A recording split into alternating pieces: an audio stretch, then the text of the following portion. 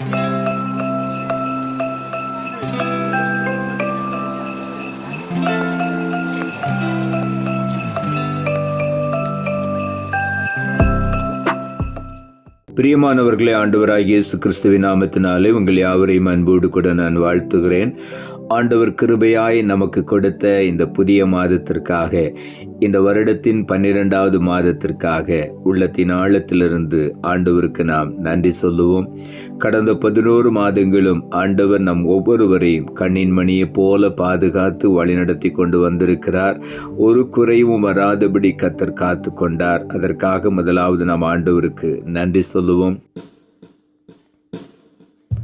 மறவாமல் நினைத்தீரையா, மனதார நன்றி சொல்வே. மறவாமல் நினைத்தீரையா, மனதார நன்றி சொல்வே.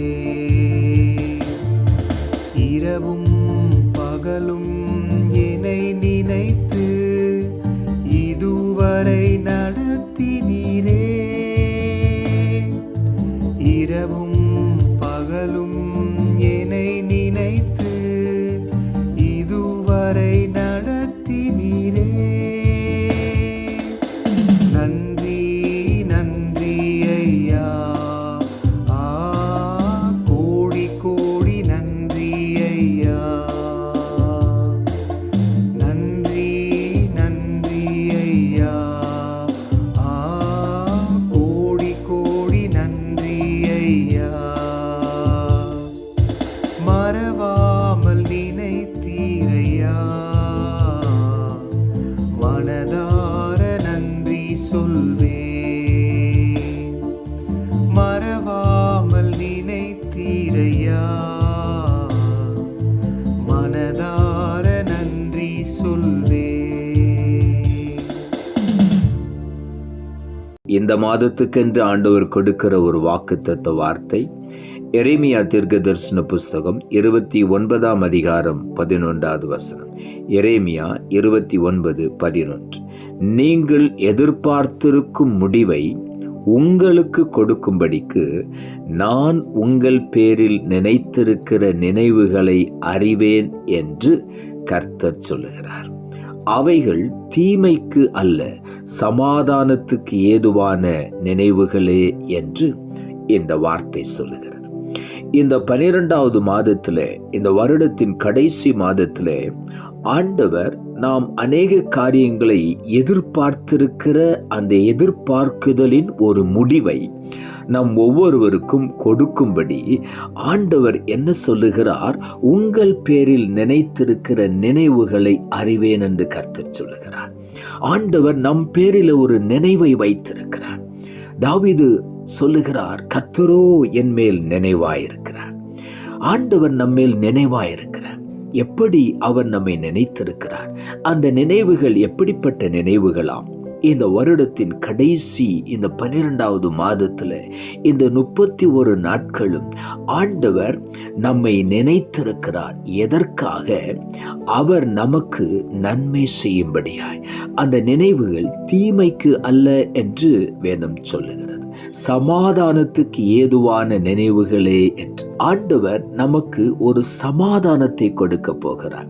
உலகம் கொடுக்கவும் எடுக்கவும் முடியாத ஒரு சமாதானத்தை ஆண்டவராகிய இயேசு சொன்னார், என்னுடைய சமாதானத்தையே நான் இந்த உலகத்தில் வைத்து போகிறேன் என்று சொல்லி சமாதானத்தை கொடுக்க போகிறார். ஆகவே உள்ளத்தின் ஆழத்திலிருந்து ஆண்டவருக்கு நாம் நன்றி சொல்லுவோம். எசாயா தீர்க்கதரிசன புஸ்தகம் 55ஆம் அதிகாரம் 9ஆம் வசனம் இப்படியாய் சொல்லுகிறது, பூமியை பார்க்கிலும் வானங்கள் எப்படி உயர்ந்திருக்கிறதோ அப்படியே உங்கள் வழிகளை பார்க்கிலும் என் வழிகளும், உங்கள் நினைவுகளை பார்க்கிலும் என் நினைவுகளும் உயர்ந்திருக்கிறது என்று இங்கே ஏசாயா தீர்க்க தரிசனத்திலே ஆண்டவர் வெளிப்படுத்துகிறார். உங்களை குறித்து நான் உங்களுக்காக திட்டமிட்டிருக்கிற என்னுடைய வழிகள் மேன்மையானதாயிருக்கிறது.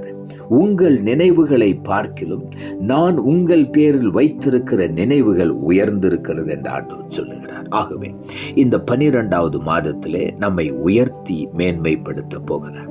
சங்கீதங்களின் புஸ்தகம் 115 அதிகாரம் 12 சொல்லுகிறது, கர்த்தர் நம்மை நினைத்திருக்கிறார், அவர் ஆசீர்வதிப்பார்.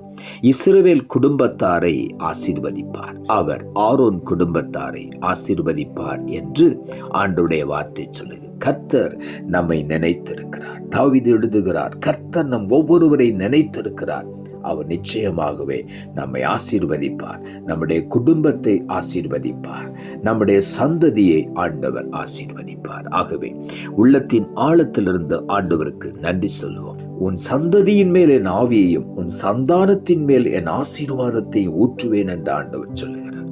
ஆதியாகம புஸ்தகம் 30 அதிகாரம் 22 இப்படியாய் சொல்லுகிறார், தேவன் ராகேலை நினைத்தொள்ளினார், அவளுக்கு தேவன் செவி கொடுத்து அவள் கர்ப்பம் தரிக்கும்படி செய்தார் என்று இங்கே எழுதப்பட்டிருக்கிறது. ராகேல் அநேக ஆண்டுகளாக குழந்தை இல்லாமல் இருந்தாள். அவருடைய கர்ப்பம் அடைக்கப்பட்டிருந்தது. ஆண்டவர் ராகேலை நினைத்தருளினார். இந்த 12வது மாதத்திலும் பல சூழ்நிலைகளிலே சில அடைக்கப்பட்ட வாசல்கள் உங்களுக்கு முன்னாலே நிற்கலாம். ஆனால் இன்றைக்கு ஆண்டவர் சொல்லுகிறார், நான் உன்னை நினைத்திருக்கிறேன், இன்றைக்கு உனக்கு முன்பாக நான் திறந்த வாசலை வைக்கிறேன். இதுவரையிலும் உனக்காக திறக்கப்படாமல் இருந்த அநேக பூட்டப்பட்ட வாசல்களை நான் திறக்கப் போகிறேன். காரணம், உன்னை நான் நினைத்திருக்கிறேன். 12வது மாதத்திலே சோர்ந்து போய் ஒருவேளை நீங்கள் இருக்கலாம். ஆண்டவர் சொல்லுகிறார், உன் பேரிலே நான் வைத்திருக்கிற நினைவுகளை அறிவேன். ஒருவேளை பல ஆண்டுகளாக எனக்கு ஒரு குழந்தை இல்லையே என்று சொல்லி பல சூழ்நிலைகளில் எவ்வளவோ மருத்துவம் செய்தும் கூட எனக்கு ஒரு குழந்தை பாக்கியம் கிடைக்கவில்லை. இன்றைக்கு ஆண்டவர் சொல்லுகிறார், உனக்கு நான் செவி கொடுத்து உன்னை கர்ப்பம் தரிக்கும்படி செய்வேன் என்று. ஆகவே உள்ளத்தின் ஆழத்திலிருந்து ஆண்டவருக்கு நன்றி சொல்லுவோம். 1 சாமுவேலின் புஸ்தகம் 1 அதிகாரம் 19 சொல்லுகிறது, எல்கானா தன் மனைவியாகிய அன்னாளை அறிந்தான், கர்த்தர் அவளை நினைத்தருளினார். கர்த்தர் அன்னாளை நினைத்தருளினார். அன்னாள் தேவ சமூகத்திலே போய் தன் கண்ணீரை ஊற்றினாள். ஆண்டவரே, என் நிந்தையை மாற்று, எனக்கு ஒரு குழந்தையை தாரும் என்று சொல்லி அவள் கண்ணீரோடு கூட விண்ணப்பித்து விட்டு அவள் திரும்பி வந்த பிறகு வேதம் தெளிவாய் சொல்லுகிறது, அதன் பிறகு அன்னாள் துக்கமுகமாய் இருக்கவே இல்லை. கர்த்தரின் விண்ணப்பத்தை கேட்டார். இந்த நாளிலும் இந்த 12வது மாதத்திலே கர்த்தர் ஒவ்வொருடைய விண்ணப்பத்தையும் கேட்டு ஒவ்வொருவரையும் ஆண்டவர் நினைத்திருக்கிறார். இந்த 12வது மாதத்திலே நிச்சயமாக முடிவு உண்டு. உன் நம்பிக்கை வீண் போகாது. கர்த்தர் உன் கர்ப்பத்தை ஆசீர்வதிப்பார். உன்னுடைய வாழ்க்கையில என்னென்ன காரியங்கள் தடைபட்டிருக்கிறதோ அதை இன்றைக்கு ஆண்டவர் தருவார். ஒருவேளை படித்ததற்குரிய ஒரு வேலை கிடைக்கவில்லையே, எவ்வளவோ இடங்களிலே நான் பிரயாசப்பட்டு விட்டேன், ஒரு வாசலும் திறக்கவில்லை என்று வேதனையோடு இருக்கலாம். இன்றைக்கு ஆண்டவர் வாசல்களை திறப்பார். கர்த்தர் உங்களை நினைத்திருக்கிறார். யாத்திராகமம் 2 அதிகாரம் 25 சொல்லுகிறது, தேவன் இஸ்ரவேல் புத்திரரை கண்ணோக்கினார், தேவன் அவர்களை நினைத்தருளினார்.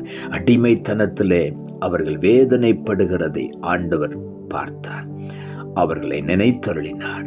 அந்த அடிமைத்தனத்திலிருந்து மோசேயை கொண்டு ஆண்டவர் இஸ்ரவேல் ஜனங்களை முற்றிலுமாய் விடுவித்து கானானுக்கு நேராய் ஆண்டவர் அழைத்து கொண்டு போனார்.